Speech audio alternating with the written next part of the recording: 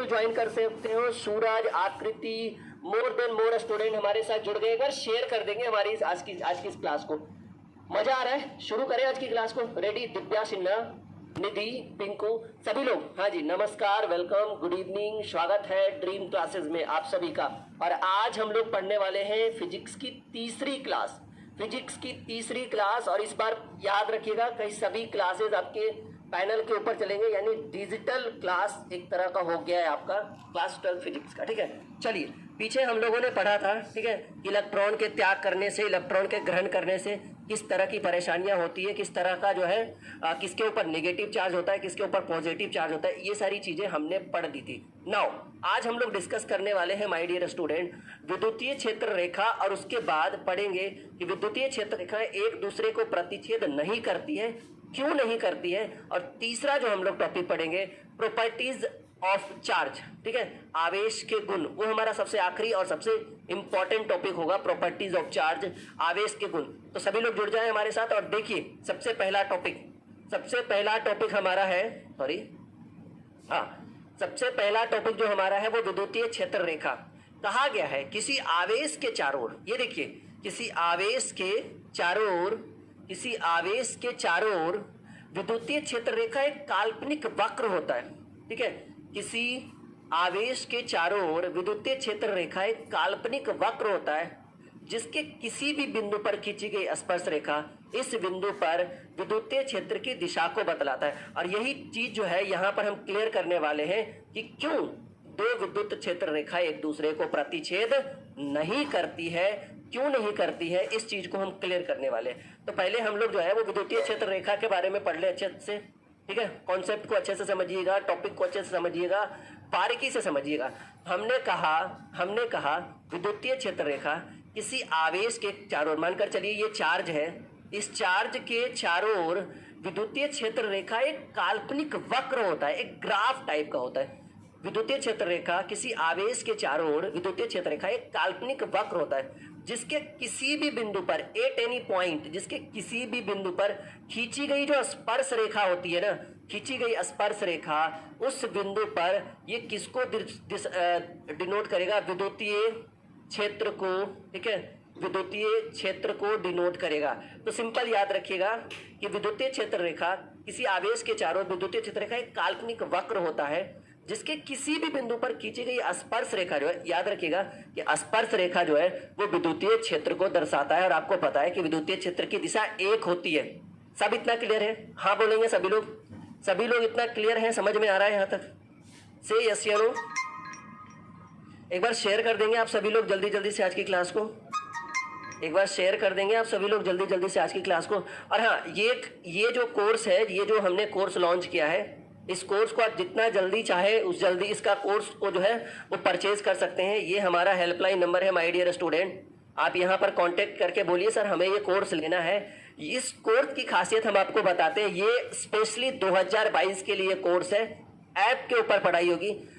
50% classes आपको app और YouTube दोनों मिला हुआ रहेगा।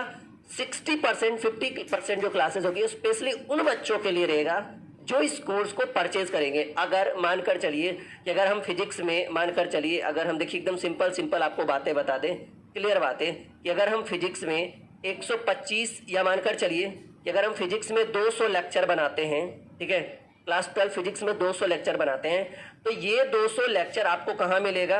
ऐप के ऊपर मिलेगा। और इसमें से मानकर चलिए 120 से 130 लेक्चर आपको कहाँ पर मिलेगा? यूट्यूब पे मिलेगा।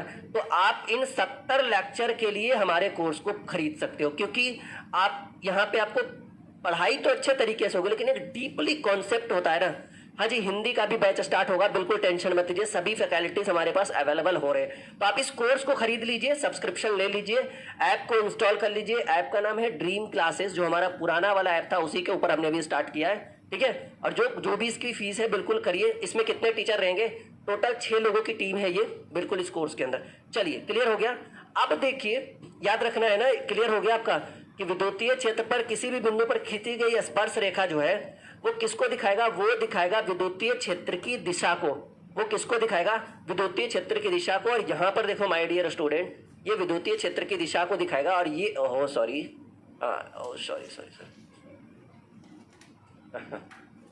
थोड़ा सा रुकिएगा बच्चा पार्टी आप लोग, ठीक है ना,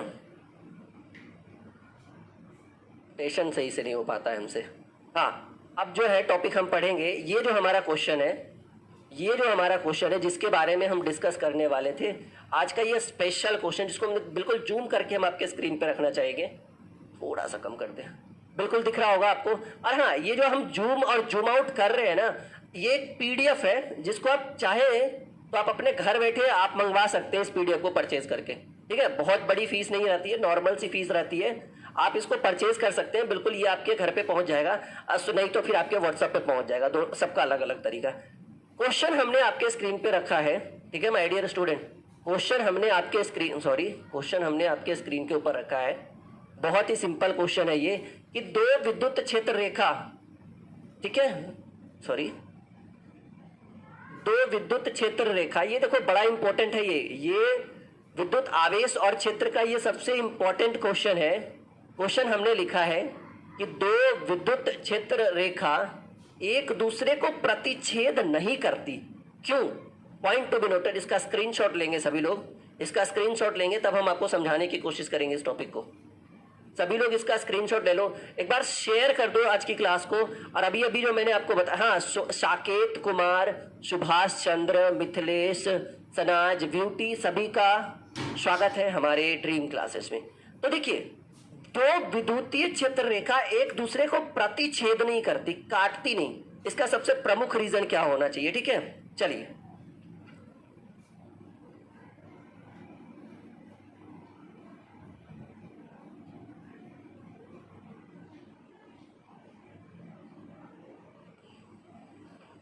चलिए करें टॉपिक को क्लियर, आगे बढ़े। हाँ चलो, सवाल है, सवाल बड़ा इंपॉर्टेंट है कि दो विद्युतीय क्षेत्र रेखा एक दूसरे को प्रतिच्छेद नहीं करती, काटती नहीं। देखिए हमने लिखा इसके बारे में क्या रीजन है, हमने कहा कि अगर दो विद्युतीय क्षेत्र रेखा एक दूसरे को एक ही बिंदु पर प्रतिच्छेद करेगी, ठीक है, दो विद्युतीय क्षेत्र रेखा एक दूसरे को एक ही बिंदु पर प्रतिच्छेद करेगी, तो उस बिंदु पर दो स्पर्श रेखाएं खींची जाएगी, उस पर दो स्पर्श रेखाएं खींची जा सकती है। फिर हमने कहा, ठीक है, खींची जा सकती है, लेकिन हम लोग जानते हैं, अभी अभी 2 मिनट पहले ही हमने पढ़ाया था कि हम जानते हैं कि विद्युतीय क्षेत्र रेखा के किसी भी बिंदु पर खींची गई स्पर्श रेखा उस बिंदु पर विद्युतीय क्षेत्र की दिशा को बतलाता है। देखिए कैसे, देखिए कैसे, हमने अभी अभी बोला कि विद्युतीय क्षेत्र रेखा, एक सेकेंड, अच्छा ये टॉपिक हमने नहीं बताया था आपको, अच्छा ये टॉपिक हमने बताया ही नहीं, देखिए गलती हो गई हमसे, पहले जो है ना उसको क्लियर कर देते हैं, ठीक है। हाँ, अभी हमने पढ़ा कि विद्युतीय क्षेत्र रेखा एक काल्पनिक वक्र है जिसके किसी भी क्षेत्र पर या किसी भी बिंदु पर खींची गई स्पर्श रेखा जो है उस बिंदु पर विद्युतीय क्षेत्र की दिशा को बताते हैं। स्पर्श रेखा जो है वो विद्युतीय क्षेत्र की दिशा को बतलाएगा, ठीक है। चलिए आगे बढ़ते हैं। तो ये टॉपिक जो हमने कहा कि अगर दो विद्युतीय क्षेत्र रेखा एक दूसरे को एक ही बिंदु पर प्रतिच्छेद करेगी, तो उस बिंदु पर दो विद्युतीय क्षेत्र रेखा एक बिंदु पे स्पर्श करेगी, यहाँ पे स्पर्श करेगी। तो इस पर देखिए, अगर दो विद्युतीय क्षेत्र रेखा एक दूसरे को एक ही बिंदु पर प्रतिच्छेद करेगी, तो उस बिंदु पर दो स्पर्श रेखा, ये देखिए मानकर चलिए ये विद्युतीय क्षेत्र रेखा आई, ठीक है, क्लियर करना चाहते हैं थोड़ा सा रेड पेन लेके, ठीक है। एक विद्युतीय क्षेत्र रेखा इधर से आई, एक विद्युतीय क्षेत्र रेखा इधर से गई, ठीक है। तो ये जो है ये दोनों एक ही बिंदु पर स्पर्श करेगी। तो हमने बोला कि विद्युतीय क्षेत्र रेखा जो स्पर्श करेगी वो किसको डिनोट करेगा, विद्युतीय क्षेत्र का। तो एक विद्युतीय क्षेत्र इधर हो गया और एक विद्युतीय क्षेत्र आपका इधर हो गया, ठीक है। एक विद्युतीय क्षेत्र आपका इधर हो गया ये वाला, और एक विद्युतीय क्षेत्र आपका इधर नीचे आएगा। तो ये दो विद्युतीय क्षेत्र, कभी पॉसिबल है कि एक ही बार में दो विद्युतीय क्षेत्र रेखाएं दिखे, आई मीन दो विद्युत क्षेत्र की दो दिशा, ये कभी पॉसिबल ही नहीं है। तो इसलिए हमने कहा बच्चा बाबू, इसलिए हमने कहा कि अगर दो विद्युतीय क्षेत्र रेखा एक दूसरे को एक ही बिंदु पर प्रतिच्छेद करेगी तो इस बिंदु पर दो स्पर्श रेखाएं खींची जा सकती है। लेकिन हम जानते हैं कि विद्युतीय क्षेत्र रेखा के किसी बिंदु पर खींची गई स्पर्श रेखा उस बिंदु पर विद्युतीय क्षेत्र की दिशा को बतलाता है। और हम ये भी जानते हैं कि इस प्रकार उस बिंदु पर विद्युतीय क्षेत्र की दो दिशा होगी। कभी भी विद्युतीय क्षेत्र की दो दिशा ये पॉसिबल नहीं। विद्युतीय क्षेत्र की कितनी दिशा होनी चाहिए? एक दिशा होनी चाहिए, पर यहाँ पर कितनी दिशा है? दो दिशा होगी, जो भौतिक रूप से कभी पॉसिबल नहीं है। इसलिए दो विद्युतीय क्षेत्र रेखा एक दूसरे को प्रतिच्छेद नहीं करती है। और इस फिगर को आप बनाइएगा, इस फिगर को आप बनाइएगा, तब आपको समझ में अच्छे से आएगा। देखिए सिंपल हम समझाना चाहते हैं, समझिए इस चीज को कि मानकर चलिए इसको थोड़ा सा छोटा कर दे। हाँ, इसको थोड़ा सा छोटा करते हैं। देखिए यहां से जो है ड्रॉल करते हैं इसको अच्छे तरीके से। यहां जो है मानकर चलिए कि एक इधर से ऐसे आया, सॉरी सिंपल समझिएगा, एक ऐसे आया, ठीक है, और एक आपका जो है ऐसे आया, मानकर चलिए। और यहां पर जो है ये कौन सा बिंदु हो गया? ये हो गया स्पर्श बिंदु, ठीक है, स्पर्श रेखा। ये आपका हो गया स्पर्श रेखा, क्योंकि दो विद्युतीय क्षेत्र रेखा दोनों जो है वो किसी एक ही बिंदु पर स्पर्श किया। एक इधर से आया तो ये विद्युतीय क्षेत्र, ठीक है, विद्युतीय क्षेत्र रेखा, और ये भी आपका क्या होगा? ये भी आपका जब इधर आएगा तो विद्युतीय क्षेत्र रेखा, ठीक है। तो दो विद्युतीय क्षेत्र रेखा है तो दो दिशा हो गया, ठीक है। और ये स्पर्श रेखा, तो ऐसे ये जो है वो फिजिक्स में कभी पॉसिबल नहीं है कि एक ही बिंदु पर एक ही बार में जो है दो विद्युत क्षेत्र रेखाएं, हाँ, आपको दिखे। यहाँ तक क्लियर है? सभी लोग यस या नो करेंगे जब सभी लोग फास्ट यहाँ तक आ रहा है समझ में? सभी लोग एक बार शेयर भी कर सकते हो आप सभी लोग जल्दी जल्दी से हमारी क्लास को। चलिए क्लियर है? अब जो है हम लोग पीडीएफ कहाँ मिलेगा? पीडीएफ के लिए जी आपको नीचे नंबर शो कर रहा होगा, ठीक है। कांटेक्ट करिए, व्हाट्सअप करिए, कॉल करिए। कॉल हो सकता है हमारी टीम नहीं उठा पाए, ठीक है। सुभाष चरण सिंह जी बिल्कुल, अभी हिंदी की क्लासेस शुरू नहीं हुई है, स्टार्ट होगी। और हम चाहेंगे कि आप लोग हमारे ऐप के ऊपर जुड़े, उसको इंस्टॉल करें, इंस्टॉल करने के बाद, ठीक है, उसको स्टार्ट करें पढ़ना वहाँ से। चलिए, अच्छा एक चीज़ हमने छोड़ दी थी, पहले इसको देख लेते हैं थोड़ा सा, ठीक है बच्चा। ये चीज़ हमने छोड़ दी थी, वो चीज़ देख लेते हैं पहले। वो टॉपिक हमने छोड़ दिया था थोड़ा सा, वो टॉपिक है, देखिए थोड़ा सा हमने छोड़ दिया था इस टॉपिक को, ठीक है। हाँ, हमने टॉपिक क्या छोड़ा था? जैसे हमने ये चीज़ पढ़ ली थी, ये चीज़ हमने अभी अभी पढ़ा, हमने ये चीज़ अभी अभी पढ़ा, और वो टॉपिक था कि विद्युत क्षेत्र रेखा किसी आवेश के चारों ओर विद्युतीय क्षेत्र रेखा एक काल्पनिक वक्र होता है जिसके किसी भी बिंदु पर खींची गई स्पर्श रेखा उस बिंदु पर विद्युतीय क्षेत्र की दिशा को बताता है। ये चीज़ हमने पढ़ा था, लेकिन ये चीज़ हमने ध्यान से हमारे हट गया कि धनावेश में विद्युत क्षेत्र रेखा आवेश के सतह से शुरू होती है और अनंत पर खत्म होती है। ये लाइन आप लिखिएगा, पूछेगा आपके एग्जाम में, आपके पेपर में पूछता है कि बच्चा बताओ, आपके टेस्ट में भी पूछेगा, जो हाफ ईयरली टेस्ट होता है उसमें पूछता है कि बताओ कि धनावेश में विद्युत क्षेत्र रेखा, विद्युत क्षेत्र जो है रेखा जो है वो आवेश के कहाँ से शुरू होती है और कहाँ पे खत्म होती है। तो कहेंगे सर अगर चार्ज पॉजिटिव हो, धनावेश हो, तो विद्युत क्षेत्र रेखा आवेश के सरफेस से शुरू होगी और इनफाइनाइट अनंत पर जाकर खत्म होगी। ये आप सभी लोग अपने कमेंट में लिखो, जल्दी से लिखो अपने कमेंट में कि धनावेश में विद्युत क्षेत्र रेखा आवेश के सतह से शुरू होती है और अनंत पे जाकर खत्म होती है। सभी लोग अपनी कॉपी में लिखो, इस चीज को कमेंट बॉक्स में लिखो, नहीं तो अपनी कॉपी में लिखो। ये लाइन बड़े इंपॉर्टेंट है क्योंकि हमने देखिए ये नोट करके लिखवाया है आपको। जल्दी से अपनी कॉपी में नोट करो कि धनावेश में जब चार्ज पॉजिटिव हो, धनावेश में विद्युत क्षेत्र रेखा आवेश के सतह से शुरू होकर, आवेश के सतह से शुरू होकर कहाँ तक जाएगी? इनफाइनाइट, अनंत तक ये जाएगी। कहाँ तक जाएगी? अनंत तक ये जाएगी। सभी लोग लिखिए अपनी कॉपी में। दूसरा लाइन हमने लिखा कि जब चार्ज नेगेटिव हो, ऋणावेश में विद्युतीय क्षेत्र रेखा अनंत पर शुरू होती है और आवेश के सतह पर खत्म होती है। यानी अनंत पर शुरू होगा और आवेश के सतह पर ये खत्म होगा। अपोजिट है एक दूसरे के। हाँ, सुभाष चरण, हाँ जी सर, आप मेरे best teacher, thank you Subhash ji. चलिए, ऋणावेश में विद्युतीय क्षेत्र रेखा अनंत पर शुरू होती है और आवेश के सतह पर खत्म होती है। इस लाइन को आप लिखिए, दोनों लाइन आपके लिए बहुत इंपॉर्टेंट है। और ये तीसरा लाइन भी इंपॉर्टेंट है कि विद्युत क्षेत्र रेखा आवेश के सतह पर अविलंब होती है, परपेंडिकुलर होती है। तीनों लाइन लिखे, जल्दी से अपनी कॉपी में नोट करिए तीनों लाइन को। से अपनी कॉपी में नोट करो, स्क्रीनशॉट ले लो बच्चा लोग, सभी लोग। चलिए, लाइव काफ़ी अच्छे हैं।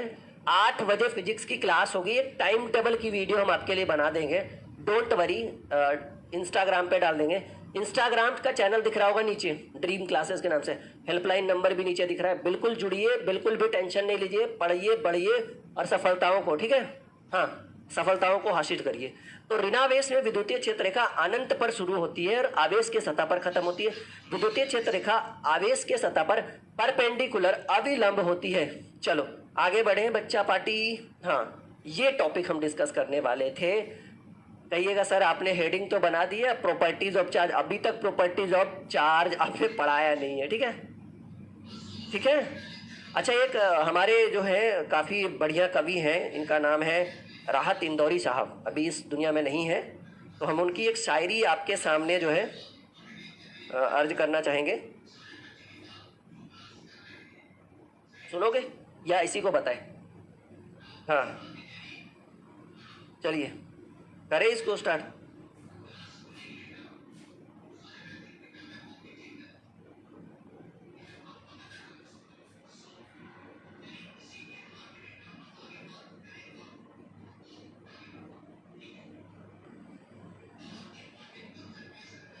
हमारे पास उनकी शायरी थी, अभी मिल नहीं रही है। ऐसा करते हैं ना कि पहले पढ़ा देते हैं प्रॉपर्टीज ऑफ चार्ज, ठीक है, उसके बाद हम आपको बताएंगे इंदौरी साहब की शायरी, ठीक है। रुकिएगा थोड़ा सा, प्रॉपर्टीज ऑफ चार्ज।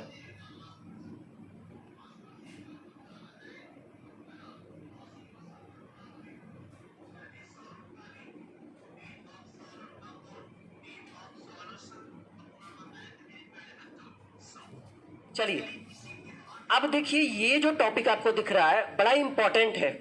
इंदौरी साहब की शायरी हम आपके लिए लाएंगे, डोंट वरी। थोड़ा सा पहले इधर कर लेते हैं, टॉपिक पढ़ा लेते हैं, वो जरूरी है नहीं। चलिए बच्चा जी,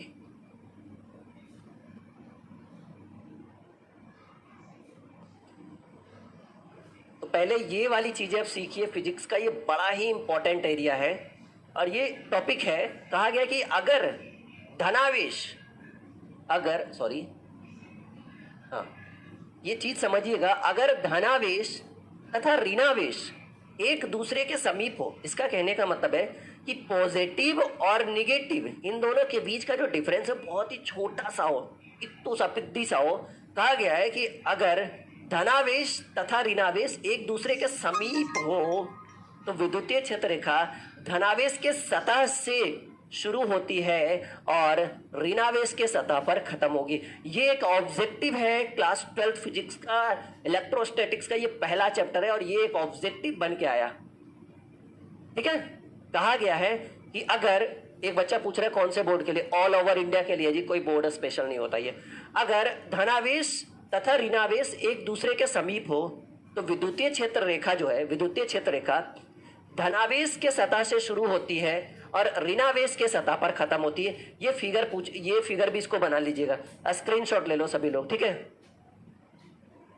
जल्दी से स्क्रीनशॉट ले लो सभी।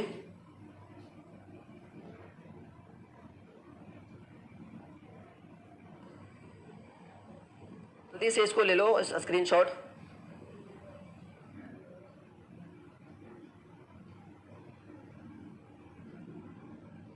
ये आपने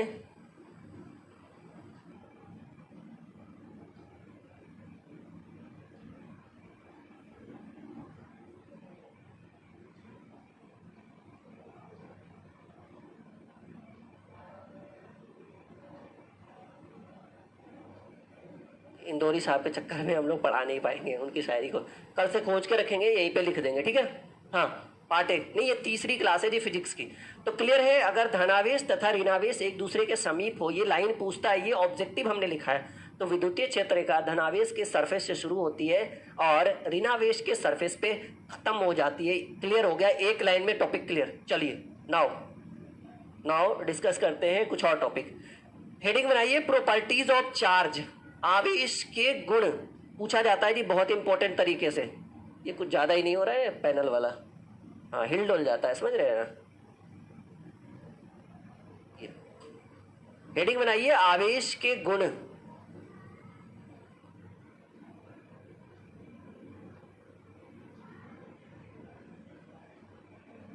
अब ठीक है, ठीक है, हेडिंग बनाइए आवेश के गुण, प्रॉपर्टीज ऑफ चार्ज। ये आवेश के गुण हैं आपके लिए, ठीक है। और मैं बार बार बोल रहा हूं कि इस कोर्स को आप बिल्कुल ज्वाइन करिए, जो आपके स्क्रीन के ऊपर दिख रहा है। ये कोर्स आपकी क्लास 12th के लिए बड़ा ही इंपॉर्टेंट कोर्स साबित होगा, क्योंकि इस कोर्स के अंदर सारी तैयारी करवाई जा रही है और ये होली से पहले ये स्टार्ट हो जाएगा आपका बैच, ठीक है, और कंटिन्यू चलेगा, कभी भी ज्वाइन कर सकते हैं। चलिए, प्रॉपर्टीज ऑफ चार्ज, आवेश के गुणों के बारे में अगर डिस्कस करें तो कहा गया है, पहला नंबर ध्यान से समझिएगा, प्रॉपर्टीज ऑफ चार्ज, आवेश के गुण की बात करें तो पहला जो गुण है, कहा गया है, सबको पता है कि आवेश धनात्मक और ऋणात्मक दोनों, आपने सुना है ना, एक एनोड, एक पॉजिटिव होता है, एक निगेटिव होता है, सुना है आपने, आवेश जो है एक पॉजिटिव और निगेटिव दोनों होता है। तो वही कहा गया कि आवेश धनात्मक और ऋणात्मक दोनों होता है। तो आवेश के गुण में सबसे पहली बात हम लिखेंगे जी, प्राकृतिक तिवारी क्या बोल रहे हैं जी, क्लियर हो गया।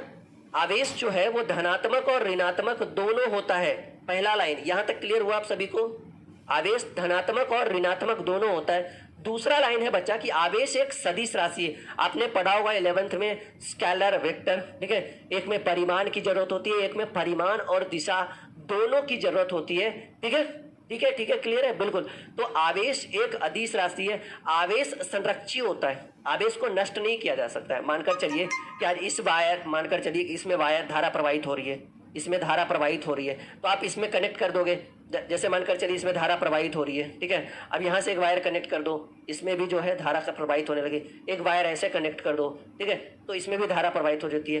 तो आवेश जो है वो संरक्षी होता है, ये नष्ट होने वालों में से नहीं है, उसको एक रूप से दूसरे रूप में परिवर्तित कर सकते हैं, ठीक है।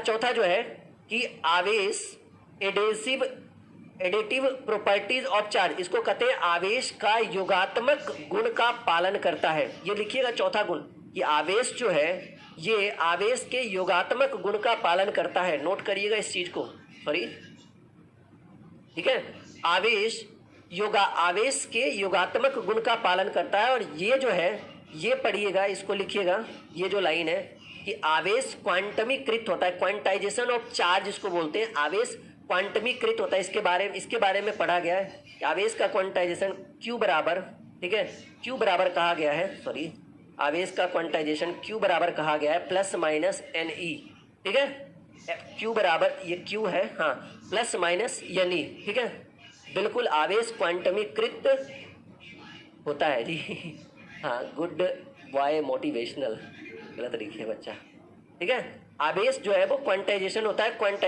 क्वांटाइजिट होता है, क्वांटमीकृत होता है। छठा जो कहा गया है कि आवेश का परिमाण वेग पर निर्भर नहीं करता है, इसका जो है, इसे आवेश के अचरता का गुण कहा गया है।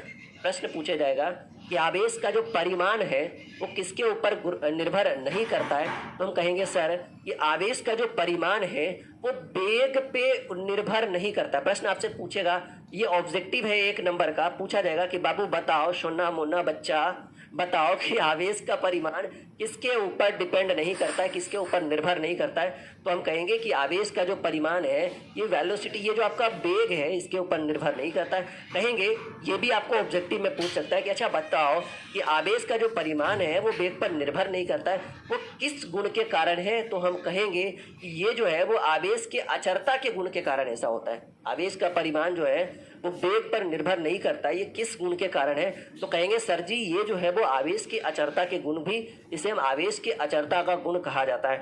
इसको कहेंगे 7वां कि आवेश जो है ट्रांसफरेबल होता है, स्थानांतरणीय होता है। मैं भी अभी डिस्कस कर रहे थे, मानकर चलिए कि एक वायर है, ठीक है, ये एक वायर है, अब इससे जो है धारा प्रवाहित हो रही है, अब यहाँ से एक वायर कनेक्ट कर दीजिए तो इसमें भी धारा प्रवाहित होने लगेगी, अब यहाँ से एक वायर कनेक्ट कर दीजिएगा तो इससे भी धारा प्रवाहित, तो आवेश जो होता है वो ट्रांसफरेबल होता है, स्थानांतरणीय होता है, उसको एक स्थान से दूसरे स्थान में परिणत कर सकते हैं, इसको एक वस्तु से दूसरे वस्तु में ट्रांसफॉर्म कर सकते हैं, बदल सकते हैं, ठीक है, अचरता का नियम, हाँ जी।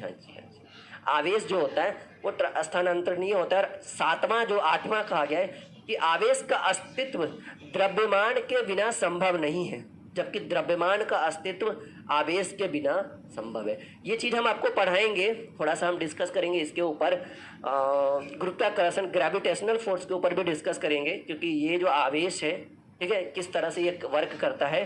कंपटीशन का बैच कब स्टार्ट होगा सर? अरे वो स्टार्ट है जी, सर्च का ये टारगेट विद राहुल हमारा ही चैनल है।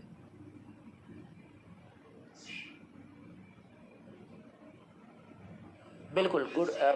आप लोग कमेंट में इस चीज़ को लिखो, लिखने से जो है ना चीज़ें याद होती है। तो हमने कहा कि आवेश का जो अस्तित्व है वो द्रव्यमान के बिना संभव नहीं है, यानी आवेश का अस्तित्व द्रव्यमान के बिना संभव नहीं है, यानी आवेश के लिए द्रव्यमान की आवश्यकता पड़ती है। परंतु हमने कहा जबकि द्रव्यमान का अस्तित्व आवेश के बिना पॉसिबल है। अगर आवेश नहीं भी रहेगा तब भी द्रव्यमान हो सकता है, लेकिन द्रव्यमान नहीं रहेगा तो आवेश नहीं रहेगा। कहिएगा सर क्यों, वाई? तो ये चीज़ हम आपको आगे की क्लासेस में बताएंगे। क्लियर है? अभी एक छोटा सा टॉपिक है जी माय डियर, ठीक है? हाँ एक सेकेंड, थोड़ा सा बस बस बस बस।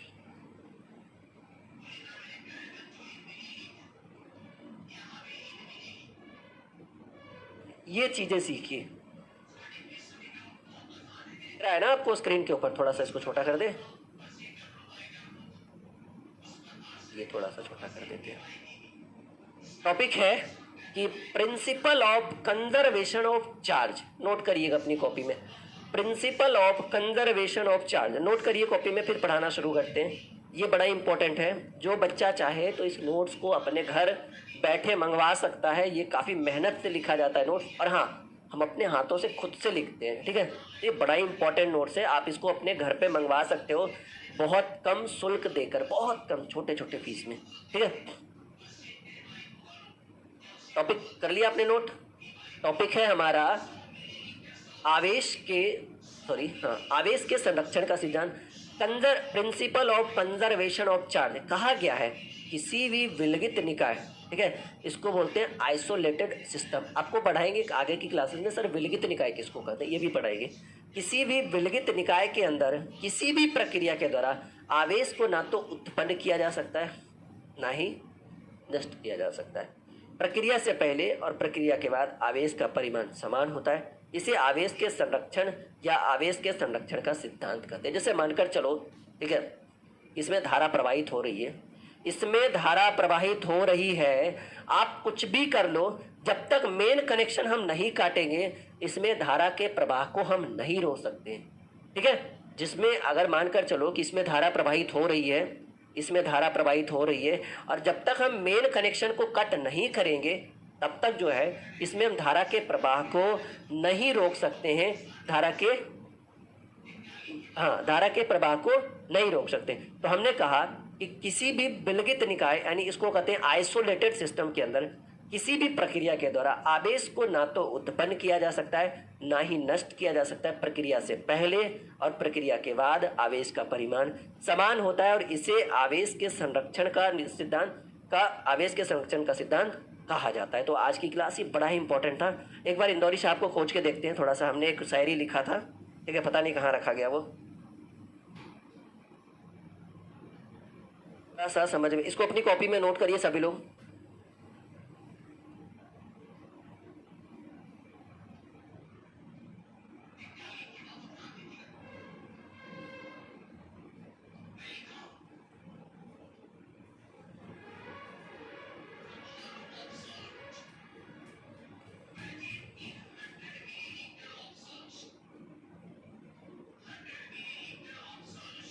जल्दी से नोट करिए इतना कॉपी में।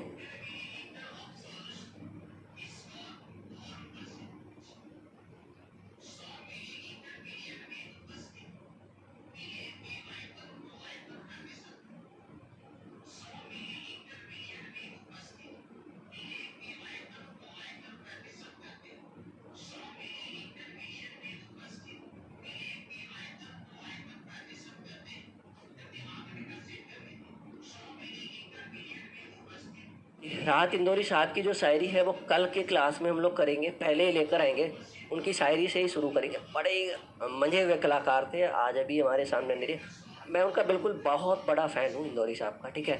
तो उनकी एक शायरी कल पक्का हम आपके सामने लेकर आएंगे। फिलहाल तो हरिवंश राय बच्चन जी का ही सुन लीजिए कि लहरों से डरकर नौका पार नहीं होती, कोशिश करने वालों की कभी हार नहीं होती, बिना कुछ किए जय जयकार नहीं होती, कोशिश करने वालों की कभी हार नहीं होती। और आज की क्लास को हम यहीं पे समाप्त करते हैं। उम्मीद है कि बेस्ट टू बेस्ट हम आपको इस क्लास में मैंने आपको बताया होगा कि कंजर्वेशन ऑफ चार्ज कैसे, प्रॉपर्टीज़ ऑफ चार्ज क्या है, प्रॉपर्टीज़ ऑफ चार्ज। आप चार्ज जो आवेश जो होता है बच्चा, ठीक है, आवेश जो होता है वो प्लस से शुरू होता है और माइनस तक जाता है। आवेश धनात्मक और ऋणात्मक दोनों होता है, सॉरी प्लस नहीं, प्लस माइनस दोनों होता है। आवेश एक अदिश राशि है, संरक्षी है, ये जो है योगात्मक गुण का पालन करता है। आवेश क्वांटाइजेशन होता है Q is equal two plus minus यानी, और आवेश का वेग परिमाण जो है वो वेग पर निर्भर नहीं करता है, इसे आवेश की अचलता का नियम कहते हैं। और आवेश ट्रांसफरेबल होता है, स्थानांतरित होता है, उसको एक से दूसरे में उसको परिणत कर सकते हैं। और आवेश का अस्तित्व द्रव्यमान के बिना संभव नहीं है, परंतु द्रव्यमान का अस्तित्व आवेश के बिना संभव है। कुछ समझ में नहीं आया?